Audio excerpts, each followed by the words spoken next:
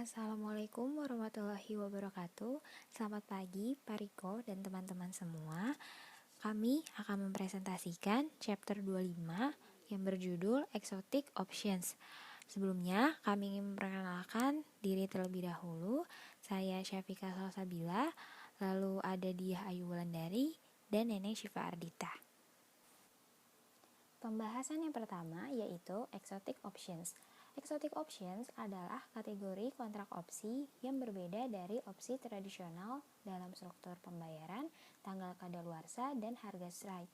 Aset atau sekuritas yang mendasarinya dapat bervariasi dengan opsi eksotis yang memungkinkan lebih banyak alternatif investasi. Exotic Options adalah sekuritas hybrid atau gabungan yang sering disesuaikan dengan kebutuhan investor. Exotic Options adalah variasi gaya opsi Amerika dan Eropa, yaitu kontrak opsi paling umum yang tersedia. Opsi Amerika membiarkan pemegang menggunakan hak mereka kapan saja sebelum atau pada tanggal kadaluarsa, sedangkan opsi Eropa itu kurang fleksibel. Dia hanya memungkinkan pemegang untuk eksekusi pada tanggal berakhirnya kontrak. Jadi, intinya Exotic Options itu sebuah opsi yang bisa disesuaikan dengan kebutuhan investor, berbeda dengan opsi Amerika maupun opsi Eropa. Selanjutnya, 25.1 yaitu package. A package adalah portofolio yang terdiri dari Standard European Calls, Standard European Puts, Forward Contracts, Cash, and the underlying asset yang mendasarinya sendiri. Kami membahas sejumlah jenis package di bab 11, yaitu ada bull spreads, bear spreads, butterfly spreads, calendar spreads, straddles, strangles, dan sebagainya. Seringkali sebuah package disusun oleh pedagang sehingga awalnya tidak ada biaya. Contohnya adalah range forward contract. Range forward contract itu memiliki nama lain, yaitu ada cost collar, flexible forward, cylinder options, option fence, min max, and forward band. Ini telah dibahas dalam bagian 16.2. Ini terdiri dari long call dan short put atau short call dan long put. Harga strike untuk call itu lebih besar dari harga strike untuk put, dan harga strike dipilih sehingga nilai call sama dengan nilai dari put. Selanjutnya, 25.2 Non-Standard American Options. Dalam opsi standar Amerika, eksekusi dapat dilakukan kapan saja selama umur opsi dan harga eksekusi selalu sama. Opsi Amerika yang diperdagangkan di pasar bebas atau OTC terkadang memiliki fitur yang tidak standar. Sebagai contoh, eksekusi awal mungkin terbatas pada tanggal tertentu. Instrumen ini kemudian dikenal sebagai Bermudian Options. Bermuda adalah antara Eropa dan Amerika. Jadi maksudnya, eksekusi awal ini tuh dibatasi hanya untuk beberapa tanggal tertentu. Misalnya, call Amerika selama 6 bulan hanya dapat dilaksanakan pada hari terakhir setiap bulan. Pembatasan seperti itu menciptakan apa yang disebut dengan opsi Bermudian. Yang kedua, eksekusi awal hanya diperbolehkan selama bagian dari umur opsi. Misalnya, mungkin ada periode awal lockout tanpa eksekusi awal. Jadi maksudnya, memaksakan periode penguncian di mana opsi tidak dapat dilakukan. Misalnya, periode penguncian 3 bulan dapat dikenakan pada opsi call 6 bulan. Itu artinya, pemegang tidak diperbolehkan menggunakan opsi selama 3 bulan pertama kontrak. Lalu yang ketiga, strike price dapat berubah selama umur opsi. Jadi, harga strike itu dalam berbagai fase kontrak itu memiliki beberapa harga strike. Misalnya, call 3 tahun dapat dikarakteristikan dengan strike price $30 pada tahun pertama, $35 pada tahun kedua, dan $40 pada tahun terakhir. Waran yang dikeluarkan oleh perusahaan dengan saham mereka sendiri sering memiliki beberapa atau semua fitur ini. Misalnya, dalam surat waran 7 tahun, eksekusi mungkin dilakukan pada tanggal tertentu selama 3 tahun hingga tahun ke-7, dengan harga strike menjadi $30 selama tahun ketiga dan 4, $32 selama 2 tahun berikutnya, dan $33 selama tahun terakhir. Opsi Amerika yang tidak standar biasanya dapat dinilai menggunakan pohon binomial. Di setiap simpul tes jika ada untuk eksekusi awal disesuaikan untuk mencerminkan ketentuan opsi. Selanjutnya 25.3 Gap Options. Gap Options adalah opsi yang harga strike-nya berbeda dari payoff strike. Artinya ada gap antara harga di mana opsi dapat dieksekusi dan harga di mana ia akan menghasilkan hasil atau nilai opsi pada tanggal kadaluarsa kepada holder atau pemegang. Untuk opsi call gap, hasilnya akan selalu nol, bisa positif atau negatif selama harga saham final melebihi harga trigger. Harga trigger itu menentukan apakah suatu opsi akan memiliki hasil nol atau tidak. Jika harga trigger atau K2 kurang dari harga strike atau K1 untuk opsi call gap, pembayaran negatif dimungkinkan. Untuk opsi put gap, hasilnya akan selalu nol selama harga saham akhir kurang dari harga trigger. Jika harga trigger atau K2 lebih besar dari harga strike atau K1 untuk opsi put gap, hasil negatif dapat terjadi. Selanjutnya, opsi call gap adalah opsi call Eropa yang terbayar ST dikurang K1 saat ST lebih besar dari K2. Perbedaan antara opsi call gap dan opsi call regular dengan strike price K2 adalah bahwa hasil ketika ST lebih besar dari K2 meningkat sebesar K2 dikurang K1. Peningkatan ini positif atau negatif tergantung pada apakah K2 lebih besar dari K1 atau K1 lebih besar dari K2. K1 merupakan strike price, K2 adalah trigger price atau harga trigger ini menentukan apakah opsi akan memiliki hasil nol atau tidak.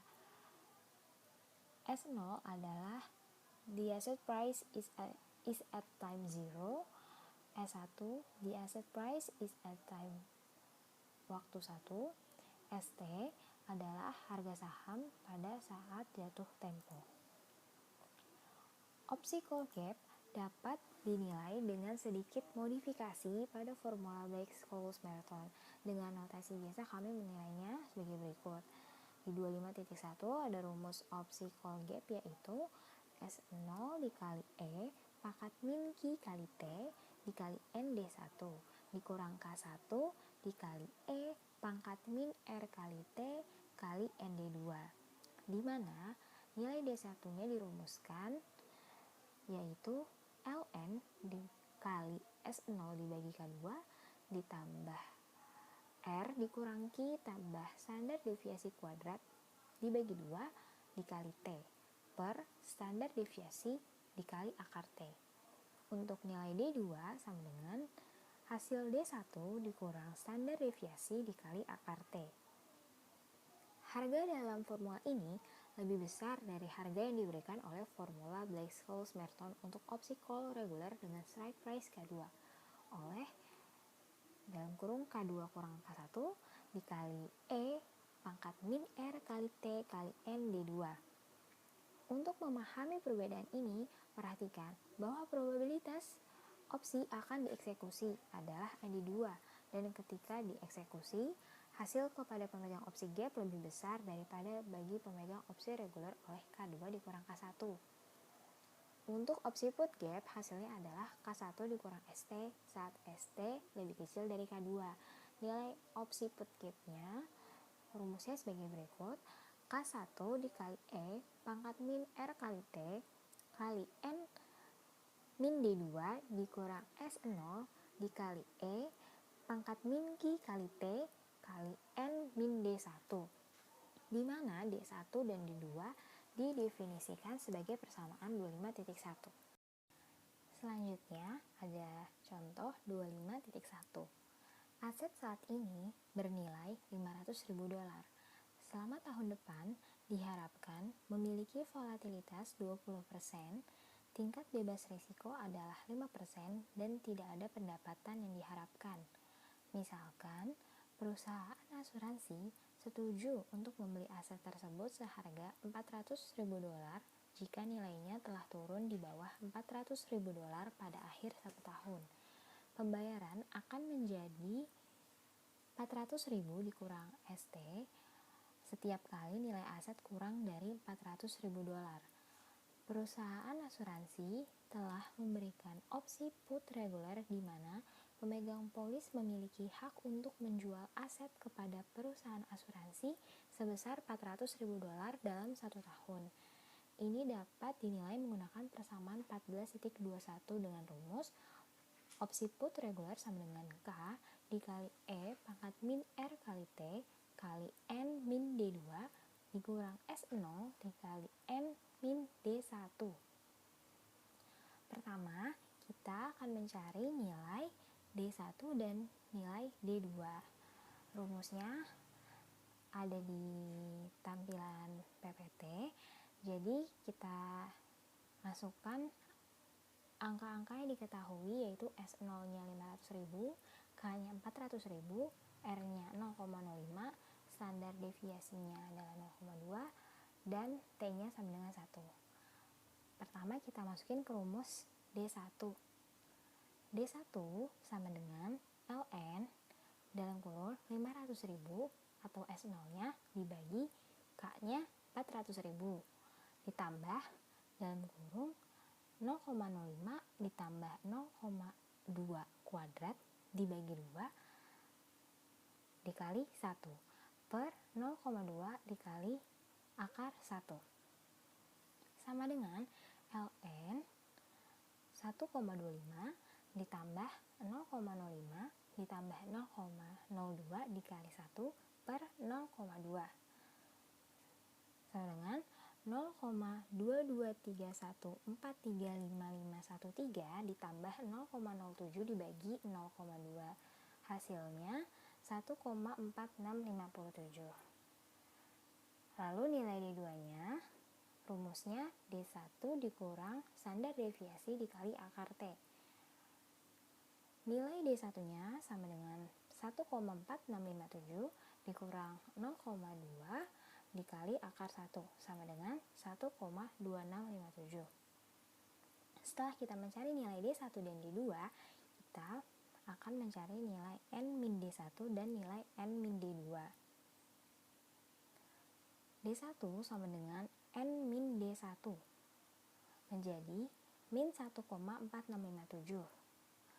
sama dengan N min 1,46 dikurang 1,57 dikali N min 1,46 dikurang N kali 1 min 1,47 hasilnya sama dengan 0,070059. Selanjutnya nilai D2 sama dengan N min D2 menjadi min 1,2657 sama dengan N min 1,26 dikurang 1,57 dikali N min 1,26 dikurang N min 1,27 hasilnya 0,100974. Setelah kita mendapatkan nilai N min D1 dan N min D2, lalu kita masukkan ke dalam rumus opsi put reguler. Rumusnya K kali E pangkat min R kali T kali N min D2 dikurang S0 kali N min D1 sama dengan 400.000 dikali E pangkat min 0,05 dikali 1 dikali 0,100974 dikurang 500.000 dikali 0,070059. Hasilnya $3.390. Selanjutnya, ini masih merupakan lanjutan dari contoh 25.1. Misalkan selanjutnya bahwa biaya untuk mentransfer aset adalah $50.000 dan biaya ini ditanggung oleh pemegang polis. Opsi tersebut kemudian dilakukan hanya jika nilai aset kurang dari $350.000. Dalam hal ini, biaya untuk perusahaan asuransi adalah K1 dikurang ST ketika ST lebih kecil dari K2, di mana K2 sama dengan 350.000, K1 sama dengan 400.000, dan ST adalah harga aset dalam 1 tahun. Ini adalah opsi put gap. Nilai diberikan oleh persamaan 25.2 dengan rumus sebagai berikut. K1 dikali E pangkat min R kali T kali N min D2 dikurang S0 dikali E pangkat min Q kali T kali N min D1. Pertama, kita akan mencari nilai D1 dan nilai D2. Rumusnya ada di layar PPT. Jadi D1 sama dengan ln dalam kurung 500.000 dibagi 350.000 ditambah dalam kurung 0,05 dikurang 0 ditambah 0,2 kuadrat dibagi 2 lalu dikali 1 dibagi 0,2 dikali akar 1 sama dengan ln 1,428571429 ditambah dalam kurung 0,05 tambah 0,02 dikali 1 dibagi 0,2. Hasilnya D1 sama dengan 2,1334.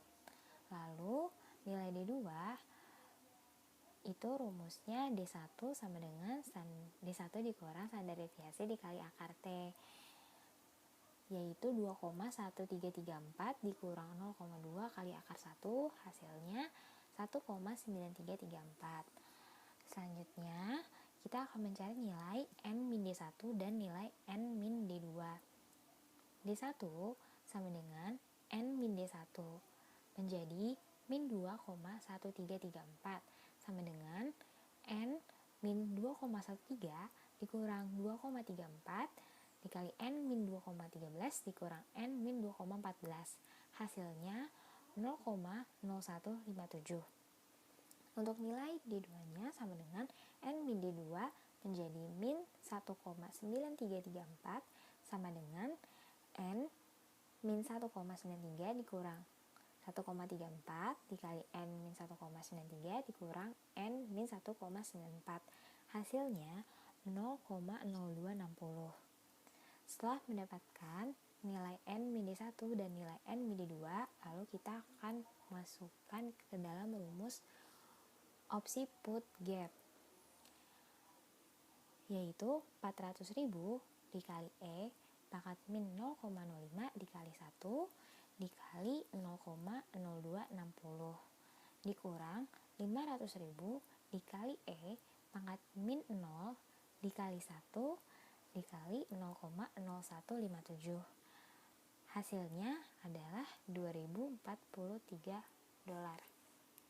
Selanjutnya, 25.4 forward start options adalah exotic options yang dibeli dan dibayar untuk saat ini tetapi menjadi aktif kemudian dengan harga strike ditentukan pada waktu itu. Tanggal aktivasi, tanggal kadaluarsa, dan aset dasar ditetapkan pada saat pembelian. Serangkaian forward start options disebut opsi Gliggate atau Ratchet. Setiap opsi menjadi aktif ketika opsi sebelumnya dalam seri kadaluarsa dan setiap strike juga ditetapkan pada saat aktivasi. Pada saat permulaan, kontrak forward start options merinci semua karakteristik yang ditetapkan yang relevan dengan opsi, kecuali untuk strike price. Tanggal kadaluarsa, aset dasar, ukuran, dan tanggal aktivasi ditetapkan pada saat kontrak dibuat. Satu-satunya yang tidak diketahui untuk kontrak adalah strike price. Dalam hal penetapan harga kontrak, future price dari aset dasar atau underlying aset juga tidak diketahui. Kontrak biasanya menetapkan beberapa parameter di mana strike price akan terkait dengan harga underlying aset. Sebagai contoh, orang-orang yang membeli atau menjual opsi dapat menentukan bahwa strike akan dilakukan at the money saat aktivasi atau 3% atau 5% in the money atau out of the money. Karena ini adalah kontrak yang disesuaikan, mereka dapat menegosiasikan persyaratan apapun yang mereka inginkan. Selanjutnya, forward start options biasanya berupaya menjaga harga strike pada at the money atau near the money. Dengan cara ini, pemegang akan memiliki hak tetapi bukan kewajiban untuk membeli atau call atau menjual atau put aset dasar di masa depan atau dekat dengan harga pasar saat itu. Mengetahui di mana harga strike akan terkait dengan harga yang mendasarinya membuatnya lebih mudah untuk mendapatkan premi atau biaya opsi yang juga biasanya ditentukan dan dibayar pada awal kontrak sebelum tanggal aktivasi. Jika pada tanggal kadaluarsa perdagangan aset dasar di bawah strike price dari opsi untuk call, maka itu berakhir tidak berharga. Jika underlying berada di atas strike untuk call, maka pemegang menggunakannya dan memiliki underlying aset pada strike price. Biasanya, seperti pada sebagian besar opsi, pemegang dapat menjual opsi jika itu dalam bentuk uang dan mengambil uang tunai alih-alih menggunakan opsi tersebut. Karena ini adalah exotic options, penjual dan pembeli opsi juga dapat setuju untuk menyelesaikan opsi dengan uang tunai alih-alih melepas underlying. 25.5 Clicked options. Opsi clicked atau opsi rushed adalah exotic options yang terdiri dari serangkaian forward start option berturut-turut. Yang pertama, aktif segera. Yang kedua, menjadi aktif ketika yang pertama kadaluarsa dan lain-lain. Setiap opsi mendapatkan uang saat itu menjadi aktif. Ketika opsi pertama dalam seri jatuh tempo, opsi berikutnya menjadi aktif saat mendapat strike price. Jika pada akhir penyelesaian berikutnya perdagangan underlying di atas strike baru untuk call, pemegang dapat memilih untuk menerima perbedaan antara harga underlying dan strike, atau menggunakan opsi dan menerima underlying. Contohnya, sebuah clicked options 3 tahun dengan tanggal ulang setiap tahun akan memiliki 3 hasil. Yang pertama akan terbayar pada akhir tahun pertama dan memiliki hasil yang sama dengan opsi at the money normal. Hasil tahun yang kedua memiliki hasil yang sama dengan opsi 1 tahun, tetapi dengan strike price sama dengan harga saham pada akhir tahun pertama. Hasil tahun ketiga memiliki hasil yang sama dengan opsi 1 tahun, tetapi dengan strike price sama dengan harga saham pada akhir tahun kedua. 25.6 Compound options. Opsi gabungan atau compound options adalah opsi yang aset dasarnya atau underlying aset merupakan opsi lain. Oleh karena itu, ada 2 harga strike dan 2 tanggal pelaksanaan. Mereka tersedia untuk kombinasi call dan put. Misalnya, put di mana underlying-nya adalah opsi call atau call di mana underlying-nya adalah opsi put. Pertimbangkan, misalnya call on a call. Pada tanggal eksekusi pertama atau T1, pemegang opsi gabungan berhak membayar harga strike pertama atau K1 dan menerima opsi call. Opsi call memberi pemegang hak untuk membeli aset dasar untuk strike price kedua atau K2 pada tanggal pelaksanaan kedua atau T2. Opsi gabungan akan dilaksanakan pada tanggal eksekusi pertama hanya jika nilai opsi pada tanggal tersebut lebih besar dari strike price pertama. Ada 4 jenis utama opsi gabungan. Ada a call on a call, a put on a call on a put, dan a put on a put. Compound options itu memiliki 4 jenis utama opsi gabungannya. Nah, di sini ada rumus masing-masing dari opsi gabungan tersebut. Yang pertama, rumus European call option on a call. Rumus yang kedua, European put on a call. Rumus yang ketiga, European call on a put. Dan rumus yang keempat, European put on a put. Assalamualaikum warahmatullahi wabarakatuh. Selamat pagi semua. Perkenalkan, nama saya Neneng Syifa Ardita, NIM 2017-80158. Pada kesempatan kali ini saya akan melanjutkan chapter 25 tentang exotic options. Pada slide selanjutnya ini ada chooser options, di mana bisa dikatakan juga sebagai as you like it option, yaitu memiliki fitur setelah periode waktu tertentu. Pemegang opsi itu dapat memilih apakah opsi itu adalah opsi call atau opsi put. Kita asumsikan bahwa ketika pilihan dibuat itu adalah T1, maka nilai chooser option saat ini itu adalah max C, P, di mana nilai C-nya itu adalah nilai call underlying option, sedangkan P itu adalah nilai put underlying option. Selanjutnya, jika options underlying pada chooser option itu keduanya adalah opsi Eropa dan memiliki strike price yang sama, maka put call parity yang digunakan itu seperti rumus yang bisa teman-teman lihat di slide PPT. Nah, di mana nilai S1-nya itu adalah harga aset pada waktu T1, K-nya itu menyatakan strike price, T2-nya itu menyatakan maturity dari opsi, dan R-nya itu menyatakan risk-free interest rate. Selanjutnya itu ada barrier options, yaitu opsi di mana payoff bergantung pada apakah harga underlying aset mencapai tingkat tertentu selama periode waktu tertentu. Nah, barrier options ini biasanya itu diperdagangkan di over the counter market.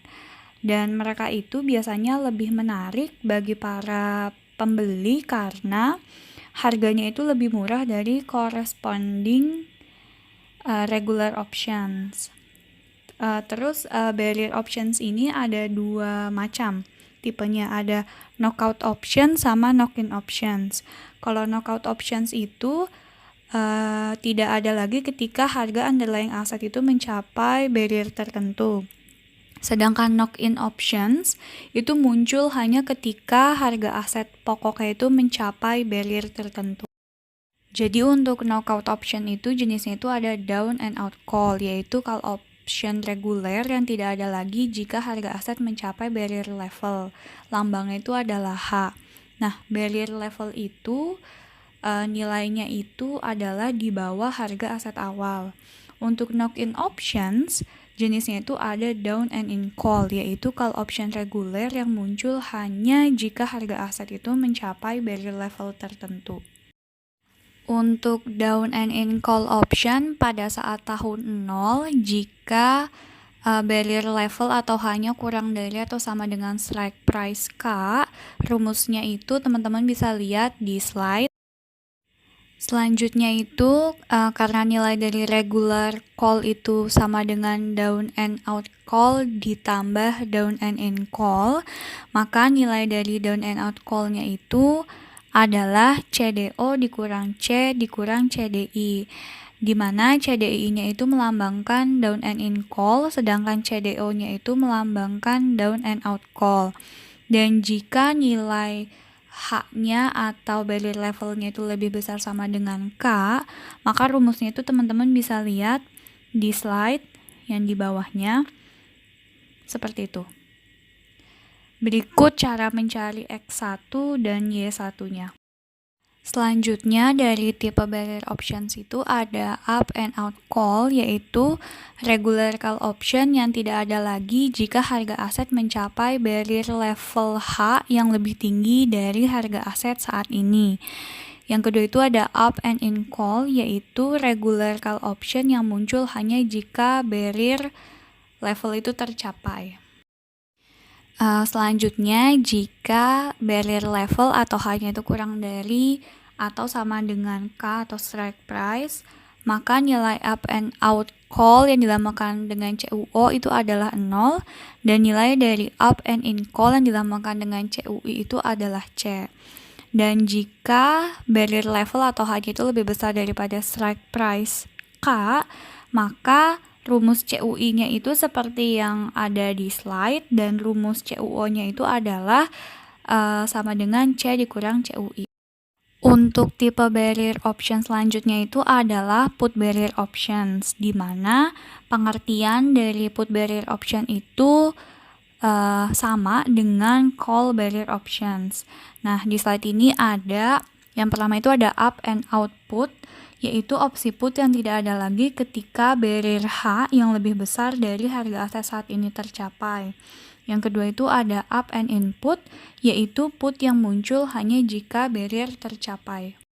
Selanjutnya, jika barrier H-nya itu lebih besar atau sama dengan K, maka harganya itu adalah rumusnya untuk up and in put options itu seperti di slide, sedangkan untuk up and out put option itu adalah P dikurang PUI. Nah, jika H-nya atau barrier levelnya itu kurang dari atau sama dengan K, maka nilai up and out put optionnya itu seperti yang ada di slide, dan untuk nilai up and in put optionnya itu adalah P dikurang PUO atau up and out put option. Selanjutnya untuk tipe put ada down and out put, yaitu opsi put yang tidak ada lagi ketika barrier kurang dari harga aset saat ini tercapai. Terus yang kedua ada down and in put, yaitu opsi put yang muncul hanya ketika barriernya itu tercapai. Selanjutnya, ketika barrier level H-nya itu lebih besar daripada strike price K, maka nilai dari down and output option-nya itu adalah 0 dan down and input option-nya itu adalah P. Dan ketika barrier level H-nya itu kurang dari strike price, maka nilai down and input option-nya itu seperti yang ada di slide, dan untuk nilai down and output option-nya itu adalah P dikurang PDI atau down and input option. Selanjutnya itu ada binary options. Jadi binary option itu adalah opsi dengan discontinuous payoff atau pembayaran yang diputus. Contoh paling sederhananya itu adalah cash or nothing call, di mana kita tuh tidak akan membayar apapun jika harga asetnya itu berada di bawah strike price pada waktu T, dan kita akan membayar sejumlah fixed amount yang dilambangkan dengan Q jika harganya itu berada di atas strike price. Nah, untuk notasinya itu adalah ND2, jadi nilai atau value dari cash or nothing call itu adalah Q I pangkat min RT dikali N D2, atau yang bisa teman-teman lihat seperti yang ada di slide. Nah, yang kedua itu adalah cash or nothing put, di mana pengertiannya itu dianalogikan seperti cash or nothing call, yaitu kita itu akan membayar sejumlah Q jika harga asetnya itu berada di bawah strike price, dan kita tidak akan membayar apapun jika harganya itu berada di atas strike price. Nah, nilai atau value dari cash or nothing put ini dilambangkan dengan Q E pangkat min RT dikali N min D2, atau seperti yang bisa teman-teman lihat di slide. Selanjutnya itu adalah asset or nothing call, di mana kita itu tidak akan membayar apapun jika harga dari underlying asetnya itu berada di bawah strike price, dan kita akan membayar sejumlah Q jika harga dari underlying asetnya itu berada di atas strike price. Nah, notasinya itu dilambangkan dengan ND1, jadi nilai dari asset or nothing call itu adalah seperti yang bisa teman-teman lihat di slide, yaitu S0 E pangkat min QT dikali ND1. Selanjutnya itu adalah asset or nothing put. Asset or nothing put ini kita tuh tidak akan membayar apapun jika harga underlying asetnya itu berada di atas strike price, dan jika harga asetnya itu berada di bawah strike price. Nah, untuk nilai dari asset or nothing put itu sendiri adalah S0 E pangkat min QT dikali N min D1. Selanjutnya itu ada look back options, di mana pembayaran dari look back options itu tergantung pada harga aset maksimum atau minimum yang dicapai selama umur opsi. Nah, dalam look back option ini ada pembayaran dari floating look back call, yaitu jumlah harga aset akhir yang melebihi harga aset minimum yang dicapai selama masa opsi.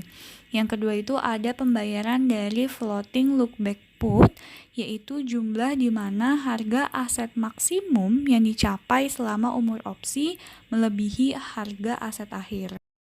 Selanjutnya, untuk nilai dari floating look back call pada tahun 0 itu dilambangkan dengan CFL, di mana rumusnya bisa teman-teman lihat di slide, dan cara mencari A1, A2, A3, dan Y1 rumusnya itu juga diketahui di slide.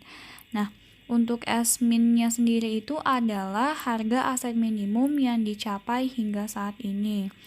Untuk nilai dari floating look back put itu dilambangkan dengan PFL, di mana rumusnya itu bisa teman-teman lihat di slide, dan untuk rumus dari B1, B2, B3, dan Y2 itu juga diketahui yang bisa teman-teman lihat di slide. Dan untuk S-max itu adalah harga aset maksimum yang dicapai hingga saat ini. Nah, dalam fixed look back option, nilai strike price-nya itu tuh ditentukan. Pada fixed look back call option, payoff-nya itu sama dengan regular European call option, kecuali harga aset akhir diganti dengan harga aset maksimum yang dicapai selama umur opsi. Sedangkan fixed look back put option, itu payoff-nya itu sama dengan regular European put option, kecuali harga aset akhirnya itu diganti dengan harga aset minimum yang dicapai selama umur opsi. Jadi kalau call itu maksimum, kalau put itu adalah minimum. Kecuali untuk floating. Kalau floating itu kebalikannya. Kalau floating look back call itu minimum, sedangkan floating look back put itu adalah maksimum. Selanjutnya itu ada S pangkat max sama dengan max S max, K, di mana S max-nya itu adalah maximum asset price achieved to date, K-nya itu adalah strike price. Terus kita juga menganggap bahwa P pangkat FL adalah nilai floating look back put yang berlangsung untuk periode yang sama dengan fixed look back call ketika harga aset maksimum aktual X max-nya diganti dengan S pangkat yang ada titiknya itu max. Jadi nilai fixed look back call option yang dilambangkan dengan C fix itu adalah seperti yang bisa teman-teman lihat di slide, atau sama dengan P pangkat FL plus S0E pangkat min QT dikurang KE pangkat min RT. Dan jika S pangkat min itu sama dengan min S min, K, maka nilai dari look back put options yang dilambangkan dengan P fix itu adalah yang seperti yang bisa teman-teman lihat di slide, atau C pangkat FL ditambah KE min RT dikurang S0E pangkat min QT. Selanjutnya itu ada short options, adalah opsi Eropa di mana pemegang saham dapat berteriak atau shout kepada writer pada suatu waktu selama hidupnya. Nah, short options ini memiliki beberapa fitur yang sama dengan look back option, tetapi harganya itu jauh lebih murah. Nah, nilai ketika pemegang itu berteriak atau shouts pada waktu T, ketika harga asetnya itu adalah ST, maka pembayaran atau payoff dari opsinya itu adalah max 0, ST dikurang ST kecil ditambah ST kecil dikurang K, di mana nilai K-nya itu adalah strike price, ST besarnya itu adalah harga aset pada waktu T. Terus nilai dari time T kecilnya itu adalah ketika pemegang berteriak atau shouts, jadi present value-nya itu adalah ST kecil dikurang K, atau diterima pada waktu T, ditambah dengan value dari European options dengan strike price-nya itu adalah ST. Contohnya itu, misalnya strike price-nya itu adalah $50, dan pemegang opsi itu melakukan shout ketika harga asetnya itu adalah $60. Nah, jika harga aset akhirnya itu adalah kurang dari $60, maka pemegang opsi itu akan menerima pembayaran sebesar $10 atau selisihnya. Dan jika lebih besar dari $60, maka pemegang opsi itu akan menerima kelebihan dari harga aset yang lebih dari $50 itu. Sekian dari saya, selanjutnya akan dilanjutkan oleh teman saya, yaitu Diah Ayu. Terima kasih. Saya Diah Ayu Wulandari dengan NIM 2017-80141 akan melanjutkan materi mengenai exotic option. Materi selanjutnya ada Asian option. Jadi opsi Asia adalah opsi di mana imbalannya bergantung pada rata-rata aritmatika dari harga aset dasar selama umur opsi. Imbalan dari average price call adalah max save dikurang K, dan average price put adalah max K dikurang save, di mana save adalah harga rata-rata dari underlying aset. Average price option atau opsi harga rata-rata dapat dinilai menggunakan rumus yang sama dengan yang digunakan untuk opsi reguler jika diasumsikan bahwa safe adalah log normal. Pendekatan yang populer adalah mencocokkan distribusi log normal ke dua momen pertama dari safe dan menggunakan Black's model. Di sini rumusnya itu FO sama dengan M1, lalu standar deviasi pangkat 2 sama dengan 1 per T ln kurung M2 per M1 pangkat 2. Lalu kita juga dapat memodifikasi analisis di mana opsi tidak baru dikeluarkan dan beberapa harga yang digunakan untuk menentukan rata-rata yang telah diamati. Misalkan periode rata-rata terdiri dari periode T1 di mana harga telah diamati dan periode masa depan yaitu T2 yaitu adalah sisa umur opsi. Misalkan harga rata-rata aset selama periode waktu pertama adalah S. Lalu rumusnya ini ada max kurung ST ditambah save T pangkat 2 per T1 ditambah T2 minus K. Selanjutnya ada option to exchange one asset for another. Maksudnya itu adalah opsi untuk menukar satu aset dengan aset lainnya. Misalnya opsi untuk pembelian dengan dolar Australia. Dari sudut pandang investor Amerika, itu adalah opsi untuk menukar satu aset mata uang asing dengan aset mata uang asing lainnya. Lalu pertimbangkan opsi Eropa untuk menyerahkan aset senilai UT pada waktu T dan menerima imbalan aset senilai VT. Imbalan dari opsi itu adalah max kurung VT dikurang UT. Formula untuk menilai opsi ini pertama kali dibuat oleh Mark Grape. Misalkan harga aset itu U dan V. Keduanya mengikuti gerak Brown geometris dengan volatilitas standar deviasi U dan standar deviasi V. Anggap bahwa korelasi antara U dan V itu adalah rho. Dan hasil yang diberikan oleh U dan V masing-masing adalah QU dan QV. Nilai opsi pada saat 0 adalah seperti rumus yang ada di bawah. Materi selanjutnya adalah option involving several asset.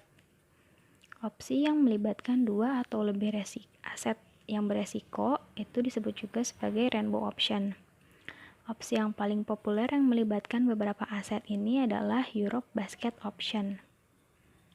Opsi ini tergantung pada imbalan dari nilai portofolionya. Aset ini biasanya berupa saham individu, indeks saham, atau juga mata uang. Pendekatan yang jauh lebih cepat adalah menghitung dua momen pertama pada saat jatuh tempo opsi di resiko yang netral. Dan kemudian menganggap bahwa nilai yang didistribusikan secara log normal pada waktu itu. Opsi kemudian dapat dinilai menggunakan model Black. Pada rumus di bawah ini, yaitu rumus M1 dan M2, itu dituliskan bahwa N adalah jumlah aset, T besar adalah opsi pada saat jatuh tempo, FI dan I adalah harga dan volatilitas dari aset I. Lalu IJ adalah korelasi antara aset I dan J. Lalu materi selanjutnya ada volatility and variance swap. Volatilitas swap adalah perjanjian untuk menukar volatilitas yang direalisasikan dari suatu aset antara waktu 0 dan waktu T untuk volatilitas tetap yang telah ditentukan sebelumnya. Lalu, variance swap adalah perjanjian untuk menukar tingkat varians terrealisasi V antara waktu 0 dan waktu T untuk tingkat variasi yang telah ditentukan sebelumnya. Sekian dari kelompok kami. Mohon maaf apabila ada kesalahan atau kekurangan dalam penyampaian materi kami. Terima kasih.